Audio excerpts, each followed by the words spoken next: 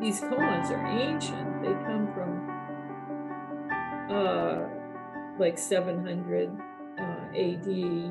They started maybe before that. There are all these little stories or little encounters between teachers and students that have been helpful.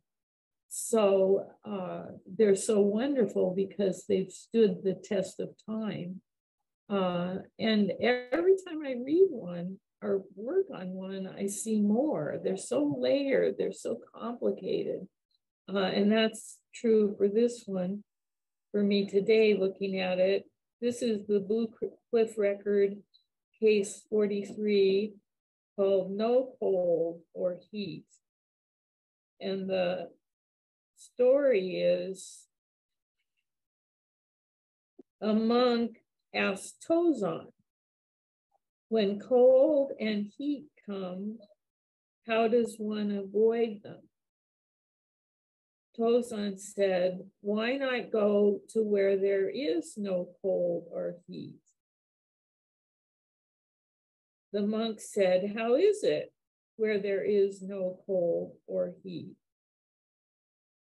Tozan said, when it's cold, it kills you with cold. When it's hot, it kills you with heat.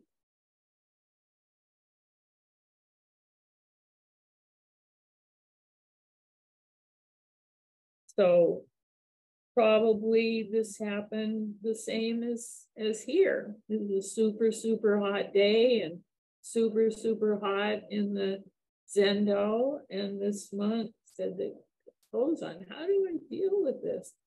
So hard to practice when it's so hot. I just had a terrible time yesterday. It was so hot, and there were termites and scorpions and ants. I had a dust buster. Awful.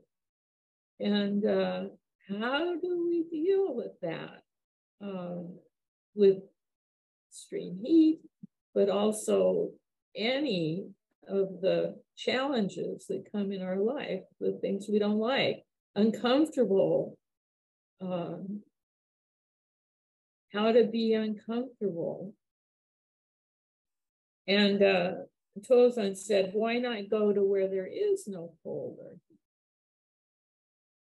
Well, where is that? And of course, one answer is turn the air conditioner or the heater on, or take care of global warming, do something to fix climate change. One answer is there's practical things we can do. Go dunk in the ocean.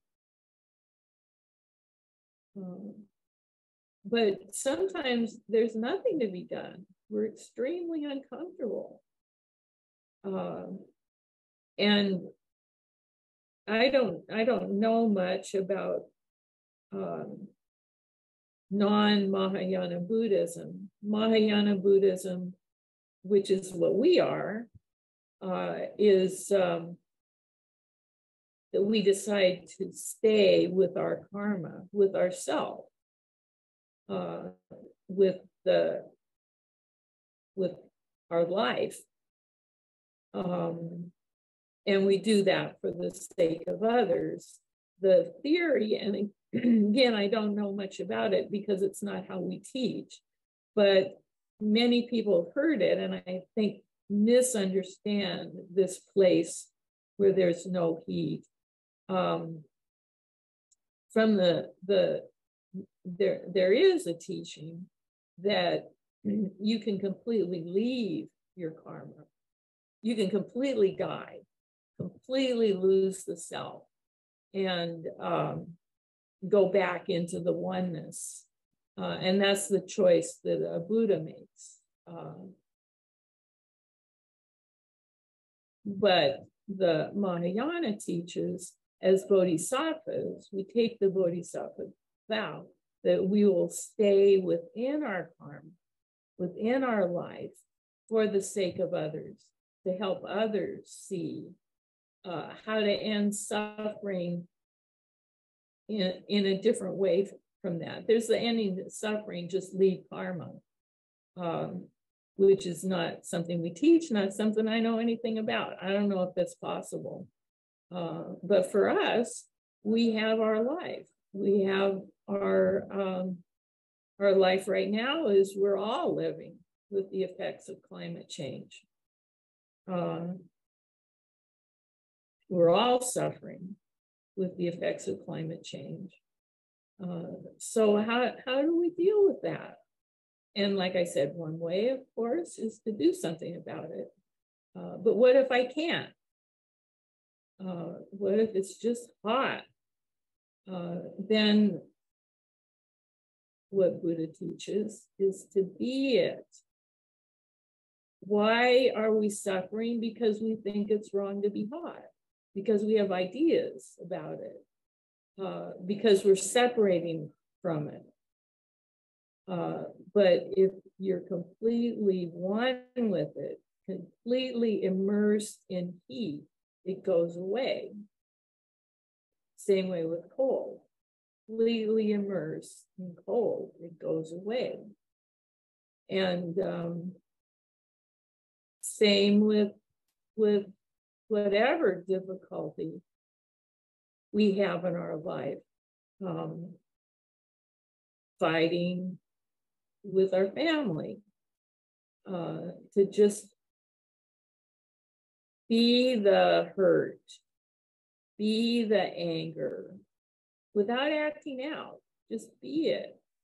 And it moves, it changes, it goes away. So the total immersion in our life. So when we stand outside of it, we think, I hate my life because I don't get along with my family, my job is boring and it's too hot, rather than accepting the wonderful opportunity to live this life with its joys. And, also think about the joys. I have these problems, and I also I live in a beautiful place. I have great dogs, and it's hot. So why not go to that place? Tozan says. And the monk says, how is it where there is no cold or hot? Tozan says, well, how do I do that? I'd like to. Teach me, master. How do I do that? And Tozan said, when it's cold, it kills you with cold. When it's hot, it kills you with heat. So that's the deal about no self. It's that little self that's always telling us, I shouldn't be hot. I don't deserve that. I should feel good all the time. Me, me, me, me, me. When that self dissolves, just be hot, just be cold. And of course, when I say that, it's intellectual, it's not it. That's what comes from practice. That's what we learn from a strong meditation practice. That's how we learn to immerse ourselves in ourselves, just following the breath, following the breath. The mind goes, I'm bored, back to the breath. The mind goes, I hate this heat, back to the breath. That's how we learn to just be without that sense of self. And I want to read you some of the commentary because it's so great.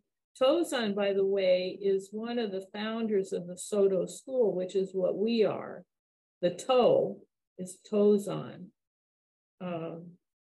So he's very important for us, for our lineage. The introduction is, the statement that settles the universe is followed for 10,000 ages. The ability to catch tigers and rhinos is incomprehensible even to sages.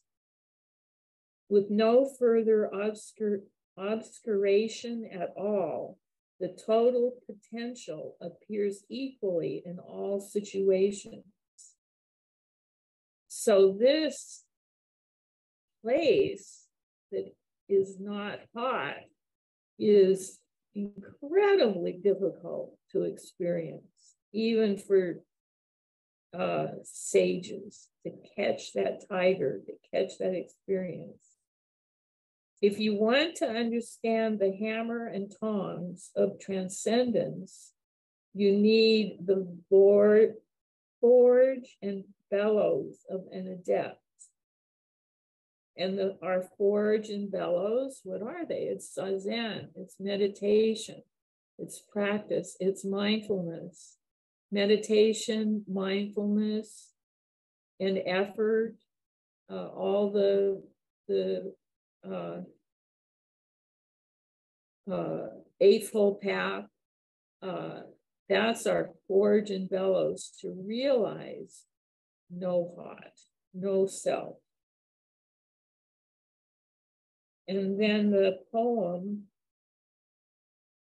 he reaches out, but it's still inaccessible. Why must absolute and relative be in an arrangement? So this is pointing to one thing you might say about this koan, well, just accepting the heat, just being able to be comfortable within the heat. What about global warming? What about all the people who are suffering and dying because of global warming? Well, that's the relative and absolute. From the absolute standpoint, realizing as it is perfect, perfectly comfortable. And from the relative standpoint, it's not. It's a mess, and we need to do something about it. So particularly the Soto school emphasizes the identity of relative and absolute, and that they work together. So realizing the oneness of all things and the perfection of all things, we see there's some stuff that needs to be done. And who is it that's supposed to do that? It's us. So this is absolute and relative in arrangement. It's hot because it's telling me something needs to be done, even though it's perfect. The ancient palace of crystal glows in the moonlight. And this guy says, yeah, Tozan's sharpness of intellect is so splendid. It's like the moon shining on an ancient palace made of jewels. He just hits it in a glorious way. A sneaky dog goes up the stairs for naught.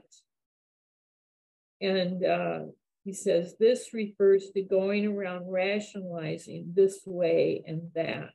The sneaky dog, that's ourself.